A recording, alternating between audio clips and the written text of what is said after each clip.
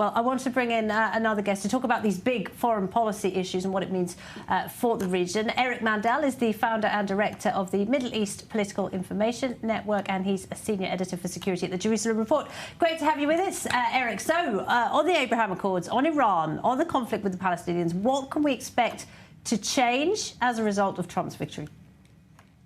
Well, first, I think what Yaakov and Asher said, I agree with. First, I wanted to talk about what could happen until inauguration. President Biden is still the president.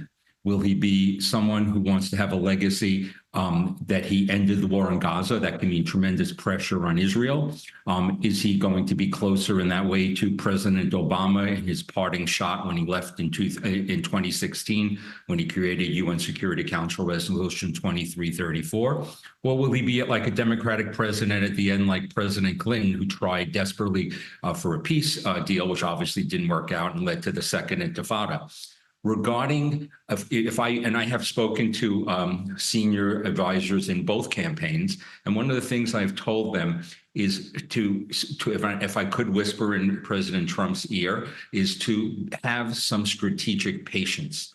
Israel cannot really end the war in Gaza. Granted, Hamas is destroyed, but I think they need to understand that it's going to be closer to what goes on in the West Bank, and Israel's going to need to go back in there to fight the thousands of terrorists that are still in the tunnels not found. In the north, with Lebanon, you're dealing with a situation where Israel has to have something with consequences if Hezbollah comes in, if there is a ceasefire, that Israel has a free range of action to go in and prevent anything regarding south of the Litani River.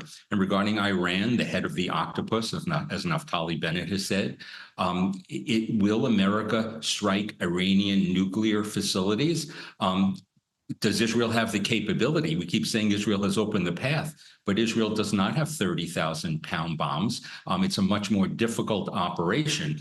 So how much leeway will the president give? So it will depend upon if the Pompeos are back, or will the people closer maybe to what Vice President-elect Vance says, who seem to be more isolationist. And the last thing I'll just say is regarding arms to Israel. I would expect that the next MOU, Memorandum of Understanding, may be the last, whether it was a Democratic or Republican president. And I think that is something that might turn out to be, for the long run for Israelis, a healthier relationship with the United States. Yeah, there's definitely a recurrent theme here, isn't there? That a lot depends on who President Trump chooses to surround himself with going into that second term. And I will be speaking to a former assistant to the former Secretary of State, Mike Pompeo, later in the program to get his take on that. But I want to ask you, Eric, about the relationship between Donald Trump and Benjamin Netanyahu. They reportedly spent 20 minutes on the phone this afternoon. Now, they did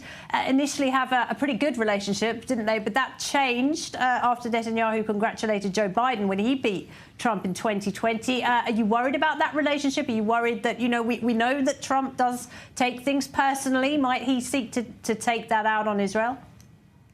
You know, I don't think so. I think they do have a good working relationship. I think they will be more aligned. I think Bibi feels more freedom to act now that President Biden and what would have been a President Harris would have been there.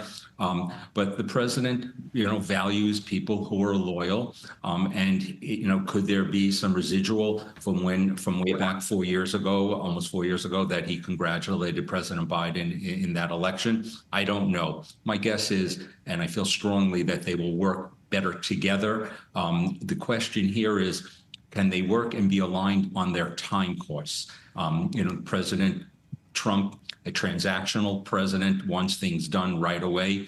The Middle East doesn't fall into that pattern. You need to have not Western eyes on this. You need to be on a Middle East timeline. And that is the one thing I will, if I have the opportunity, tell the Trump administration to be patient, to advance American national security interests, which are coincident, to my mind, 95% of the time with the Israelis. Eric, great to get your take on that. Thank you very much indeed. And we look forward to welcoming you to the studio in the not too distant future. Thank you. Eric Mandel there.